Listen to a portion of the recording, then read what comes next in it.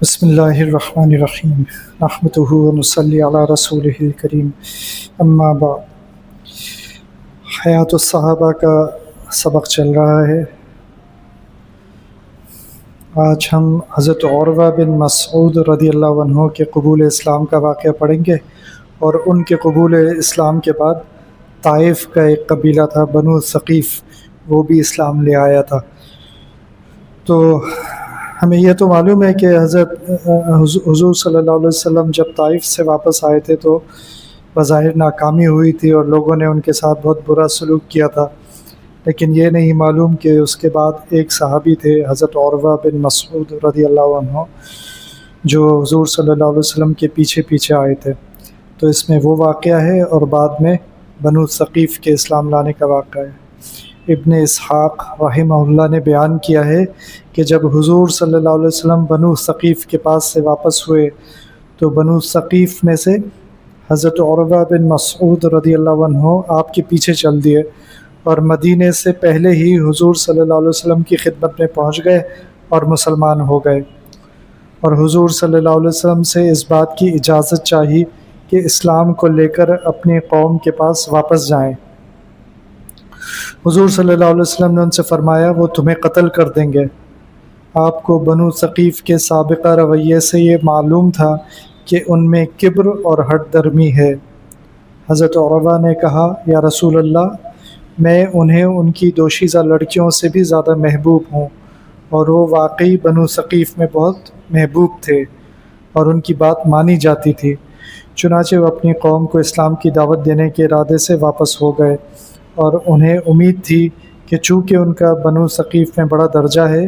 اس لیے بنو ثقیف ان کی مخالفت نہیں کریں گے۔ چنانچہ انہوں نے اپنے ایک بالا خانے پر چڑھ کر ساری قوم کے سامنے اپنے مسلمان ہونے کا اظہار کیا اور انہیں اسلام کی دعوت دی۔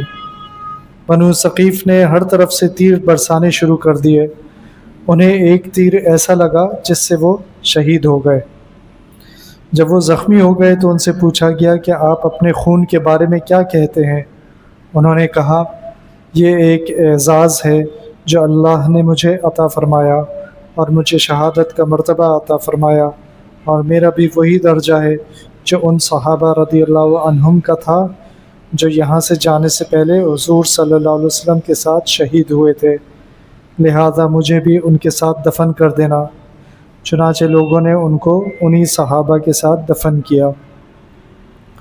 صحابہ رضی اللہ عنہم کہتے ہیں کہ حضور صلی اللہ علیہ وسلم نے ان عروہ کے بارے میں فرمایا تھا کہ سورہ یاسین میں جن حبیب نجار کے ساتھ ان کی قوم کا جو معاملہ ذکر کیا گیا ہے، حضرت عروہ کے ساتھ ان کی قوم نے ویسا ہی معاملہ کیا ہے۔ تو سورہ یاسین میں ایک شخص کا واقعہ ذکر ہے جو اپنی قوم کے پاس آیا تھا اور انہیں دعوت دی تھی، اور قوم نے ان صاحب کو جن کا نام حبیب نجار بتایا جاتا ہے ان کو شہید کر دیا تھا۔ تو پھر قرآن شریف میں یہ بھی ذکر ہے کہ اللہ تعالیٰ نے ان کے ساتھ بہت اکرام کا، عزت کا معاملہ فرمایا۔ حضرت عروہ کی شہادت کے چند مہینوں کے بعد بنو ثقیف نے آپس میں بیٹھ کر یہ سوچا کہ ارد گرد کے تمام عرب حضور صلی اللہ علیہ وسلم سے بیعت ہو کر مسلمان ہو چکے ہیں، اب ان سے لڑنے کی طاقت نہیں رہی، اور یہ فیصلہ کیا کہ اپنا ایک آدمی حضور صلی اللہ علیہ وسلم کے پاس بھیجیں۔ چنانچہ عبد یالیل بن عمرو کے ساتھ بنی اخلاف کے 2 آدمی اور بنی مالک کے 3 آدمی بھیجے۔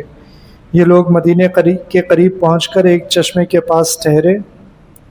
وہاں ان کی حضرت مغیرہ بن شعبہ رضی اللہ عنہ سے ملاقات ہو گئی،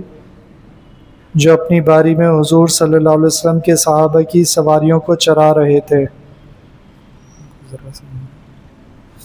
انہوں نے جب بنو ثقیف کے اس وفد کو دیکھا تو حضور صلی اللہ علیہ وسلم کو ان کے آنے کی خوشخبری سنانے کے لیے تیزی سے چلے۔ راستے میں انہیں حضرت ابو بکر صدیق رضی اللہ عنہ ملے۔ انہوں نے حضرت ابو بکر کو بتایا کہ بنو ثقیف کا وفد آیا ہے، وہ حضور صلی اللہ علیہ وسلم سے بیعت ہو کر مسلمان ہونا چاہتے ہیں، بشرطے کہ حضور صلی اللہ علیہ وسلم ان کی شرط مان لیں اور ان کی قوم کے نام خط لکھ کر دے دیں۔ حضرت ابو بکر نے حضرت مغیرہ سے کہا میں تمہیں قسم دیتا ہوں کہ تم مجھ سے پہلے حضور صلی اللہ علیہ وسلم کے پاس مت جاؤ، میں جا کر خود حضور صلی اللہ علیہ وسلم کو بتاتا ہوں۔ حضرت مغیرہ راضی ہو گئے۔